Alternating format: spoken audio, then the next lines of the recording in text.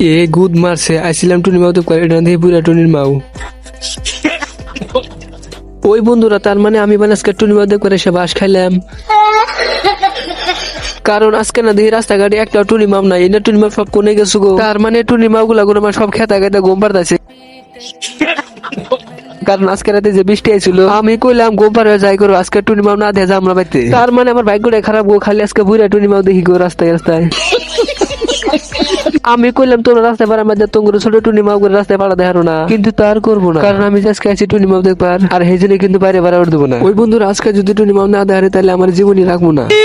मारो मुझे, मारो मारो मुझे, मारो मारो नहीं ये সদাই হাতে হাতে বাঁচার ধরে মরে যাবো গা। আর যদি আমার বাঁচা বাঁচা তাহলে সব টুনি মাও ঘরে থেকে বাইরে বাড়াও।